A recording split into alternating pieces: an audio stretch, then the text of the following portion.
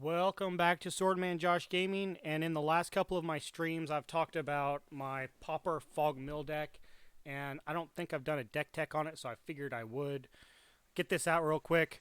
The namesakes of this deck, of course, is Fog, so everybody's probably familiar with Fog. Basically, creatures attack and block as normal, but none deal combat damage. And the other portion of this deck that does the milling is Jace's Erasure. I originally made another mill deck that targeted my opponent directly with mill cards. Was my first Pauper mill deck, and it's okay to play against casual decks, but this one's a little more competitive and more fun in my opinion. So Fog is to delay while Jace's Erasure does all the work. So Jace's Erasure is a blue and a colorless for an enchantment, and whenever you draw a card, you may have target player put the top card of his library into his or her graveyard. So for every single card you draw, they mill a card. So it's at least one per turn.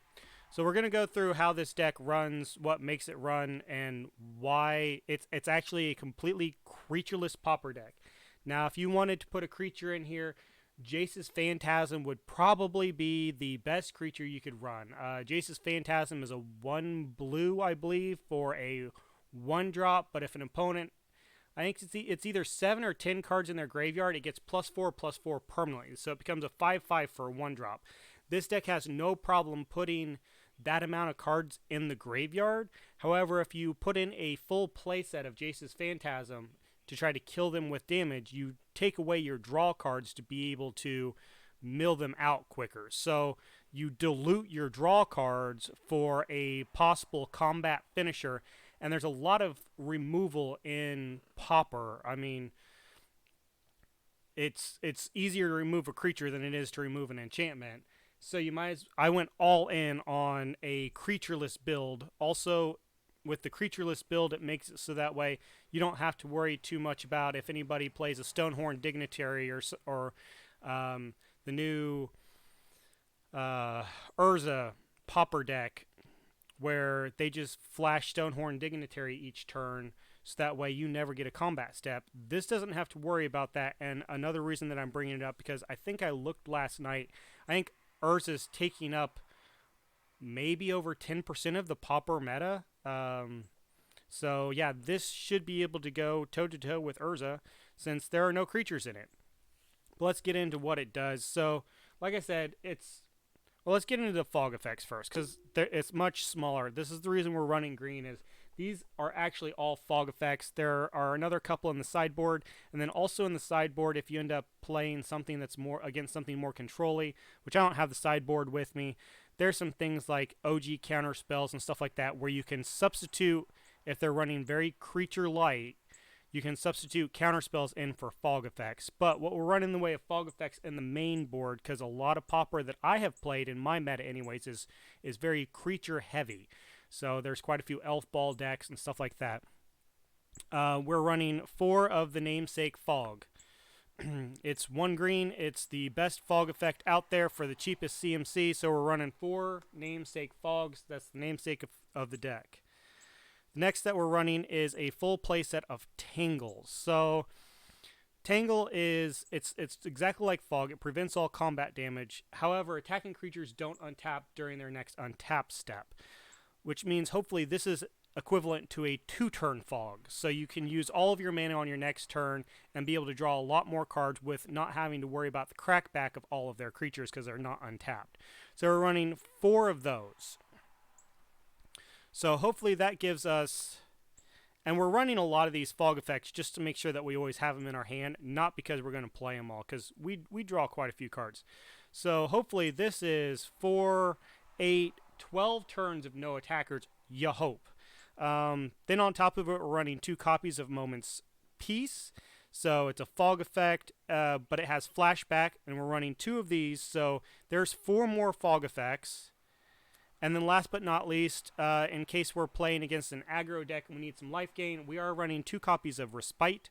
So it's a fog effect, but you gain 1 life for each attacking creature, so it can really help offset our life totals. So all in total, there's 4, 8, there's 12 fog effects here, but in equivalent of hopefully the way they work, you get 4 more here and 2 more here.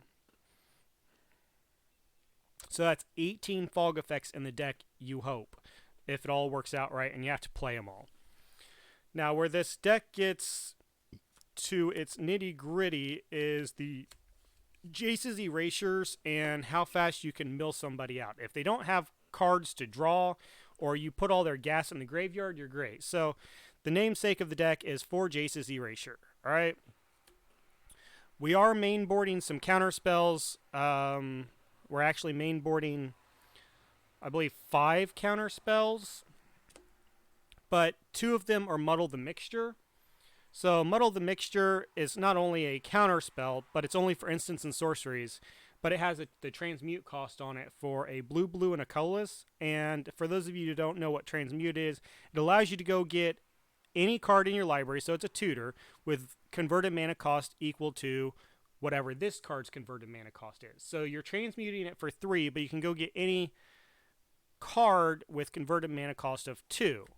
Well, conveniently enough, Jace's Erasure is a converted mana cost of 2. So Muddle the Mixture can go get us our Jace's Erasure, or in a pinch, you'll notice that we have all of these fog effects are all converted mana cost 2 also. So we can go get any fog effect we need or the Jace's Erasure. So that's the basis of the deck, is to get Jace's Erasure out as quickly as possible and start milling out your opponent. Now, to do the card draw after we get a Jace's Erasures on board, or to dig for it, we're running 3 Brainstorm. These can be devastating. So one Jace's Erasures out, they're milling 3 cards. Even though you only get to keep one of those cards, the way the card is worded, it says draw 3 cards, which means they are milling 3 cards. With 2 Jace's Erasures out, they're milling 6 cards. 3 Jace's Erasures, 9 cards. You get the picture. So Brainstorm is one of the most powerful draw cards in the... Brainstorm's banned in every single format except for, Legacy and Pauper for a reason. It's just so powerful. It is the mainstay of Legacy. Every single deck that you could possibly think of is running Brainstorm in Legacy. Our next draw card that we're running is Preordain. Again, it's a mainstay. Everybody knows what it does, but basically we get to scry 2, but we're only drawing a card, so it's mill 1 off of a Jace's Erasure. We're running 4 Ponders, which is look at the top 3, so it's not draw, but it allows us to shuffle our top 3 away if we want to, and then we draw, so it's a mill 1. We're running 4 Accumulated Knowledge, which is you get a draw card, and then you draw a card equal to the number of cards named Accumulated Knowledge in your graveyard. So they start stacking up and can start becoming very devastating after you get a couple of them in the graveyard. We are running 2 Compulsive Research, which you get to draw 3 cards, and then you discard 2 cards unless you discard a land. Most of the time we will always end up with a land in our hand to discard, so this basically always ends up being draw 3, discard a land, which is great. Now, where this deck got a little weaker compared to its original build was... Let's see if I still have them up here. This deck used to run... Yep, here they are. Before it got banned in Pauper, the original build of this deck in this slot ran 2 copies of Gush. So it's 5 mana to draw 2 cards, or you can return 2 islands to your hand instead of paying that casting cost. Gush is now banned in Pauper. So I had to find a replacement for Gush, and I've been playing a lot of Pioneer, and I have an Ashiok deck that I play, and my card draw on Ashiok happens to be this card, so I moved it over to replace the 2 Gushes that were in this deck, and this deck only ran 2 Gushes. I put in 2 Hieroglyphic Illuminations. So it still draw 2 cards. Instead of 5 mana, it goes down to 4. It's still at instant speed, but if this is early game, we can just cycle it away for a blue. So it's a trade-off. We can't cheat the mana cost for a win on a turn where, like with Gush, if you had a couple Jace's Erasures out and you had let's say you just had 2 island and you brainstorm, drew 3, brainstorm, drew 3, put those cards back, and then you could gush, return those 2 islands, draw 2 more. With 1 Jace's Erasure out, that'd be 8 cards that they're milling and could possibly give you a win. Hieroglyphic Illumination isn't that as powerful as Gush, but it's a good substitute. We are running 1 copy of Ideas Unbound. Same idea. It's draw 3 cards, discard 3 cards at end of turn.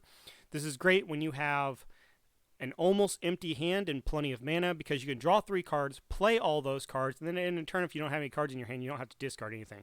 But we are only running 1 copy of this because it is sorcery speed, so it's a later game card.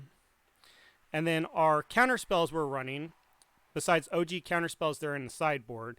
And I suppose I would probably put this would have problems against probably a red aggro deck or a red burn deck, so I'd probably run Hydro Blasts or Blue Elemental Blasts in the sideboard also. I don't know quite what that combination is, but our counter spells that we're running is 3 copies of Arcane Denial because it allows us to draw cards, which all we want to do in this deck is so Arcane Denial is going to counter for them. Now granted, on the next upkeep, our opponent's going to get to draw 2 cards, but we get to draw 1 card. So hopefully with Jace's Erasure out, it's they draw 2 cards, mill a card, we draw a card, and then we get a card on our draw step. So they're milling 2 cards, drawing 2 cards is the way it ends up working out.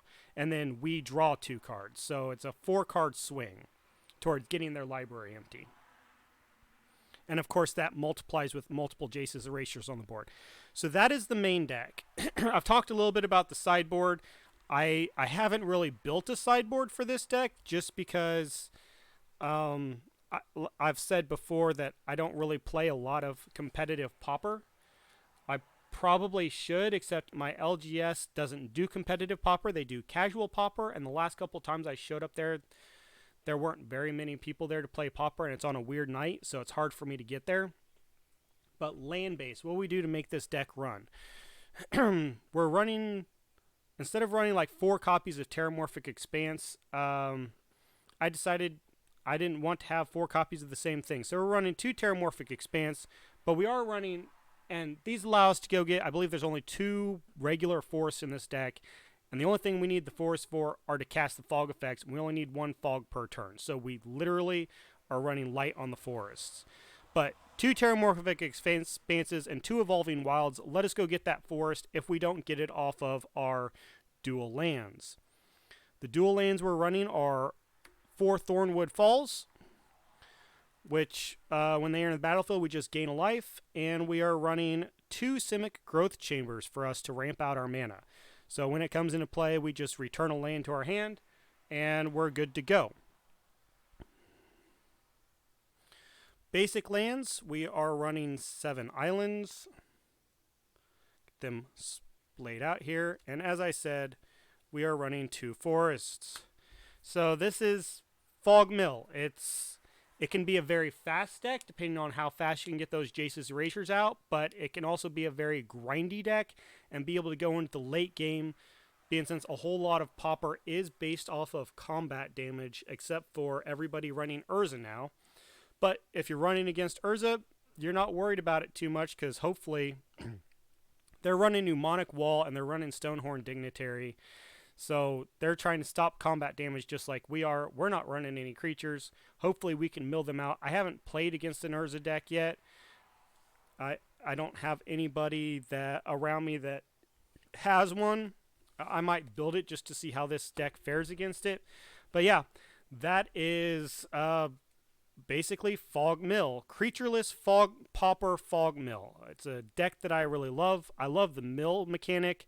One of my pet cards in Commander that a lot of people can attest to is Altar of the Brood, which is a mill card. I build a lot of infinite combos around infinite ETB triggers with Altar of the Brood. So I absolutely love the mill mechanic, and I was very happy, and this is one of my favorite Pauper decks that I own. It's one of my favorite to play. Just, sorry about that. I got the patio door open and a motorcycle just went by with his radio blaring.